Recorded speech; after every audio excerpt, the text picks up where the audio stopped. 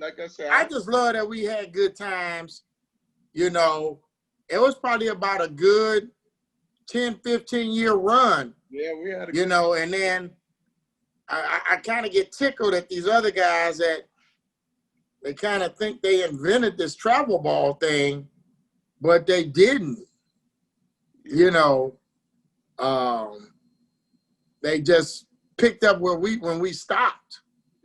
Well, they kind of came in there and eased in there, and then some of them went and got funding.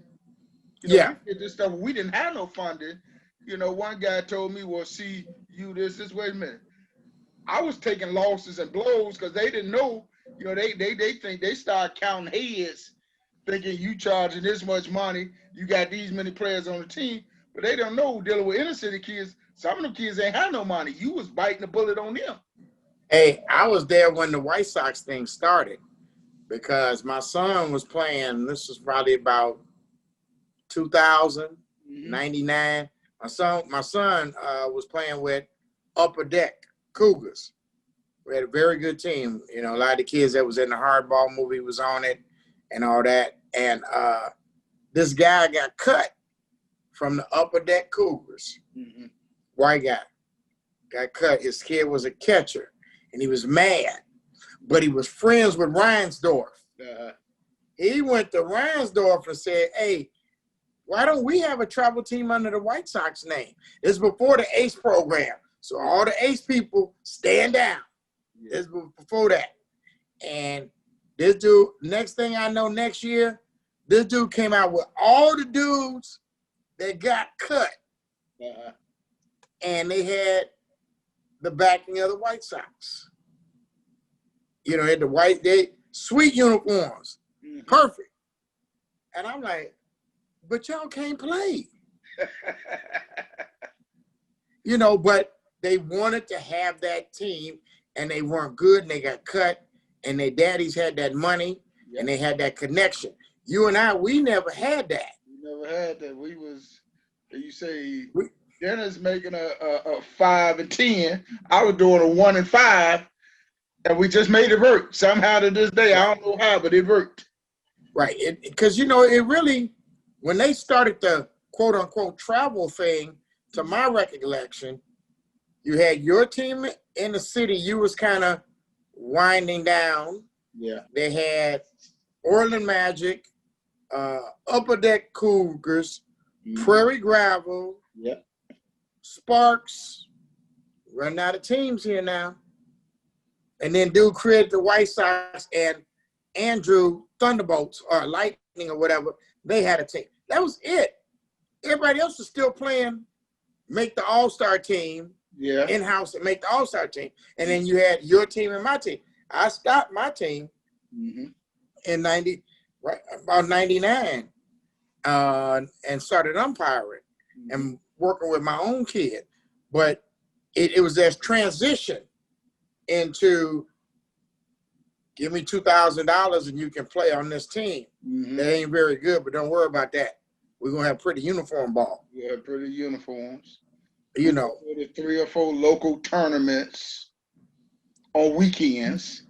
And we beat that White Sox team so bad that I think it was the year we did filmed hardball. We beat them so bad, they changed uniforms every game. We beat them in all the uniforms. Because Upper Deck was pretty good. Now, I do know that down the road, was it Rob Fletcher had an Upper Deck team that became all black Upper Deck team. They were good. Okay. That was, that was a little bit, that's when we got out. You started making videos. Okay. Yeah. Well. You started interviewing real people.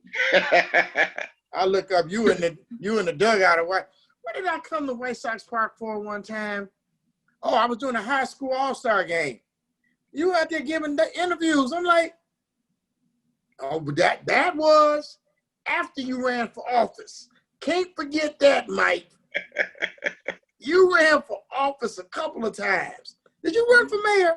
You ain't Willie Wilson. I ran for alderman and state rep. You're not Willie Wilson or Doc Walls, and I don't know it. No. I know you ain't Doc Walls. I went to school with him. No. Okay, you ran for state rep. They rep Twice? alderman. Man, I even voted for you, dude.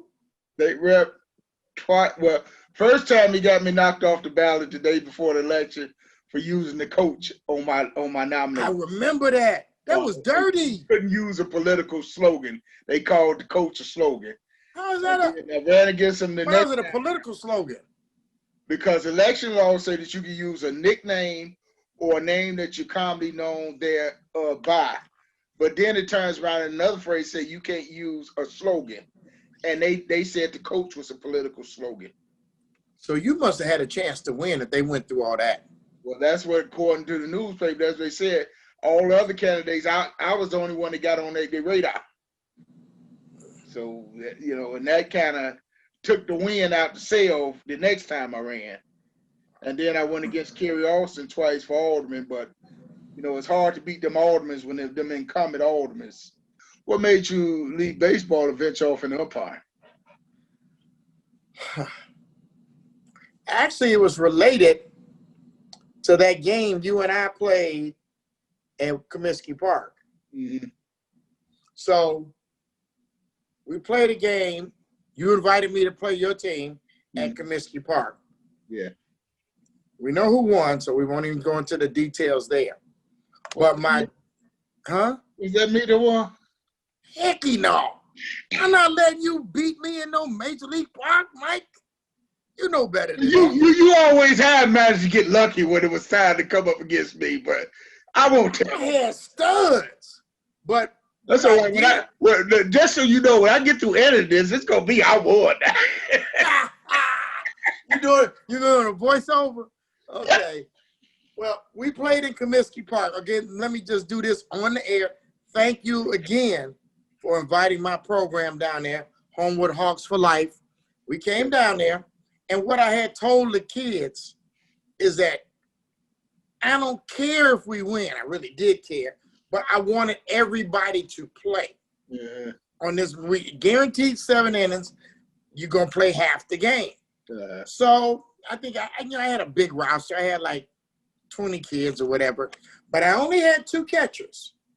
And I think we was charging at the time $50 to play or whatever for the season.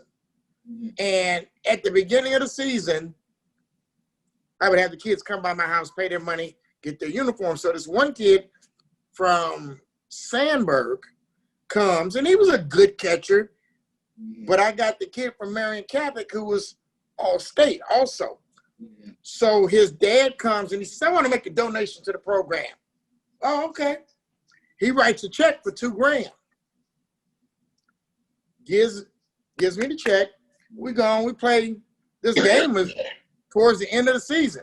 I'm playing this kid, some doubleheaders this kid starts. We get to Comiskey Park in the Mike Mayden game.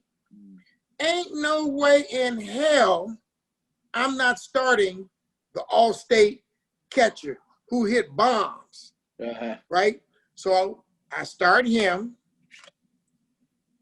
and I play the other kid the second half of the game. And his dad, I guess, apparently is going off in the stands. I don't know, but I'm hearing about it. I think I got a report from my wife too, you know. And so at the end of the game, when we come out of Comiskey Park, he confronts me. Hey, I gave you $2,000 and my kid didn't start in Comiskey Park.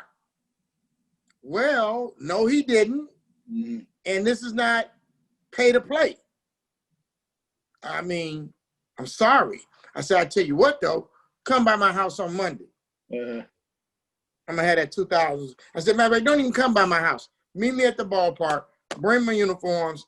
I have a check for you. Wrote him a check. Take the check and your kid. Vamos. So that whole experience, Mike, left a bad taste in my mouth with parents. And it was starting to get to be a little bit more. But not just that incident. That was the big incident. But the playing time, just little things.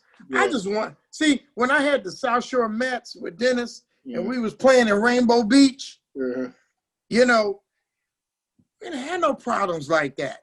Man, probably didn't even have any parents out there hardly. Yeah. You know, just wasn't like that. And I just had it. I just got tired of dealing with parents. Then I had issues with my high school team because I was a head coach at Hillcrest. Those parents was tripping, you know. And I'm like, and I'm looking at my own sons. They getting bigger and bigger and bigger. Yeah. Sergio went into high school in 99. This was like about 98, 99. Mario's advancing in his sports. And, you know, so I was like, how can I stay in the game and not coach? And then Dennis said to me, he said, you ever thought about umpiring? And Jordan Cohen said to me, why don't you umpire? Because you can control your schedule. So I started umping. And it just went from there.